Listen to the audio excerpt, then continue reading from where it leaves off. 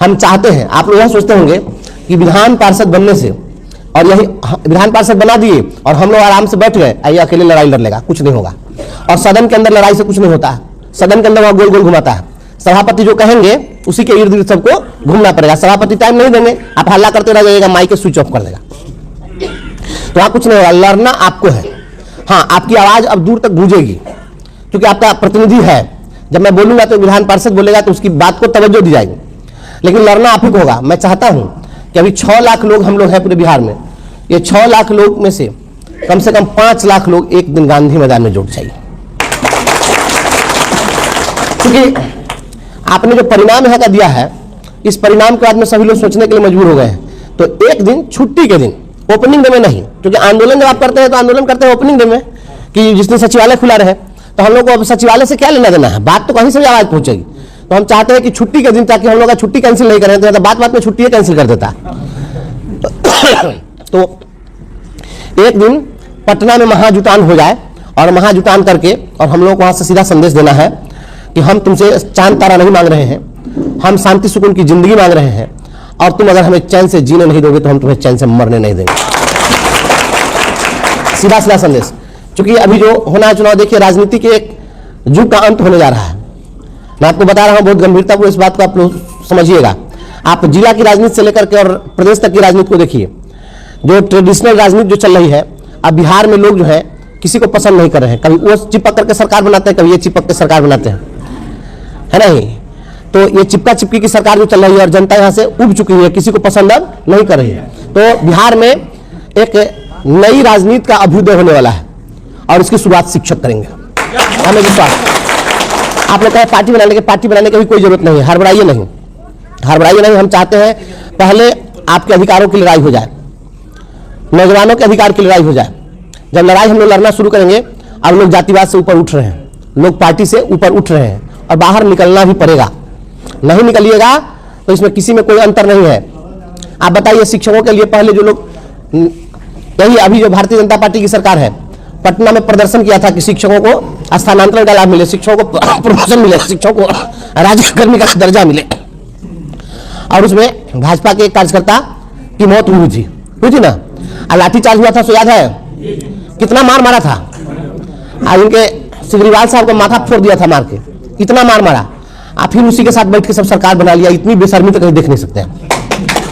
हम तो बोलते हैं, हम ओपन बोलते हैं, कोई दिक्कत नहीं है।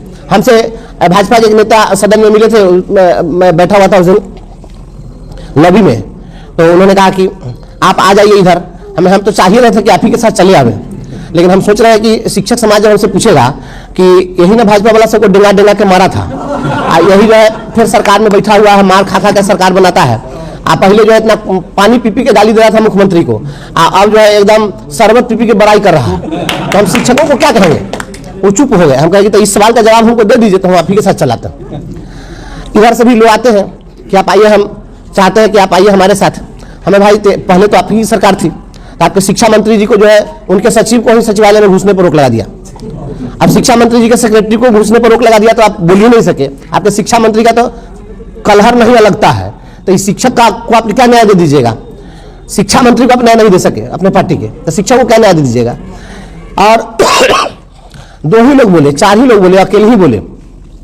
एक नौकरशाह आया था मोगैम्बोगिरी करने के लिए, उसको साल भर विभाग में नहीं रहने दिया, हल्ला करके 10 महीने के अंदर भागना पड़ा ना उसको। 10 महीने के अंदर भगाया ना, और 10 महीने के अंदर भगाया। और हमने कहा कि ये पूरा लूट बाजारी का मास्टरमाइंड है, और आज उनके लूट की पोल खुल गई है। आज लूट की पोल खुल गई है ना।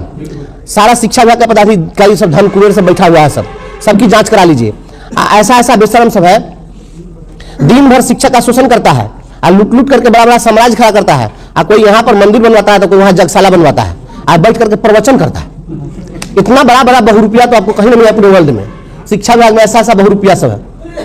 और आपके यहाँ भी बहुत फर्जीवाड़ा हुआ है। शिवहर में भी प्रधानाध्यापकों का जाली दस्तखत मार के, फर्जी मुहर मार के, और बिल भाउचर बहुत निकाला गया है। ऐसा हमारे संज्ञान में है। तो यहाँ के डीओ साहब और डीपीओ साहब आप भी सचेत हो जाइए। और जैसे ही मैं थोड़ा स्वस्थ होता हूँ, मैं आता हूँ शिवहर में।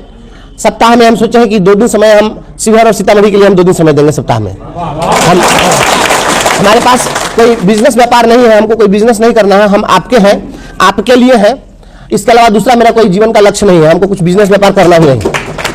आप निश्चिंत रहिए, दरी चादर परमानेंट रहेगा हमारी गाड़ी में, और जहां से आपकी समस्या शुरू होगी मेरा धरना प्रदर्शन वहीं से स्टार्ट होगा। इसे तनिक भी आप तनिक भी मत सोचिएगा कि विधान पार्षद हो गए, कोई नेता हो गए हैं, हमको कोई फोन करके कहता है एमएलसी साहब, तो हमको असहज लगता है। आप लोग से ये अनुरोध है कि आप लोग एमएलसी करके संबोधित नहीं कीजिएगा।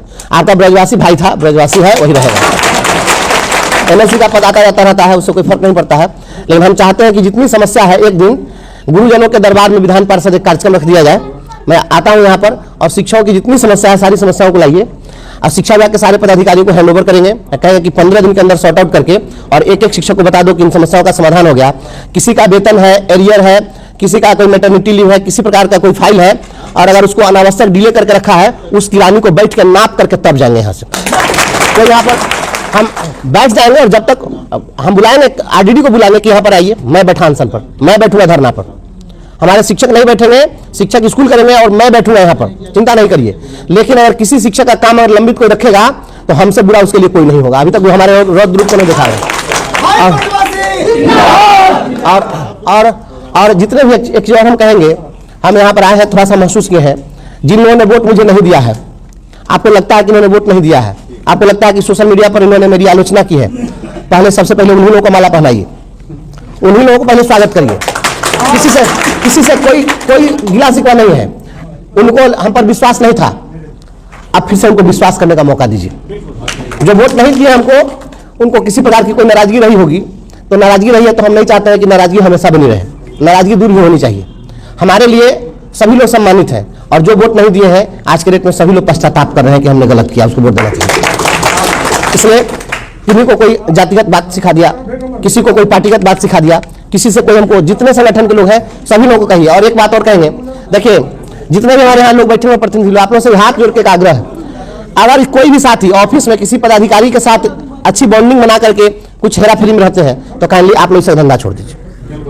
क्योंकि जब चलेगा जब कार्रवाई का दौर, और हम किसी चीज में जब स्टैंड करेंगे और उसमें अगर किसी शिक्षक का नाम आ गया कि ये इसमें संलिप्त थे, तो मुझे लगता है कि हमको इसके लिए गिरानी होगी उस समय, तो हमको शर्मिंदा नहीं होना पड़े, इसलिए इस सब चीज में नहीं रहिए। शिक्षक है, आपका सम्मान, खोया हुआ सम्मान वापस दिलाना है।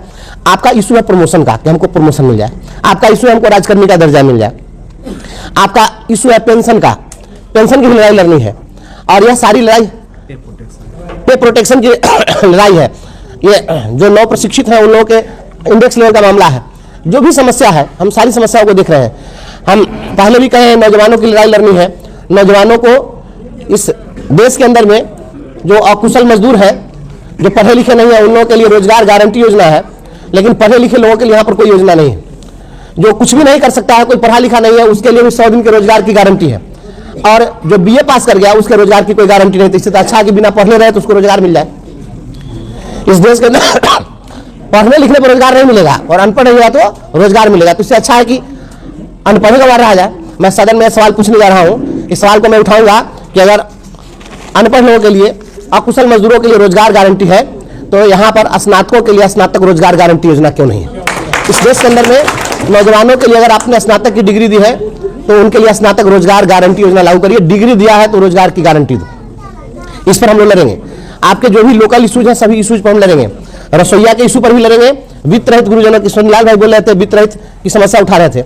वित्त रहित जो भी अनुदानित विद्यालय है, महाविद्यालय है, उसकी समस्या पर भी हम लोग लाने जा रहे हैं। कई विधान पार्षदों से बात हुई, हम लोग ज्वाइंटली उस चीज को उठाएंगे सदन के अंदर में।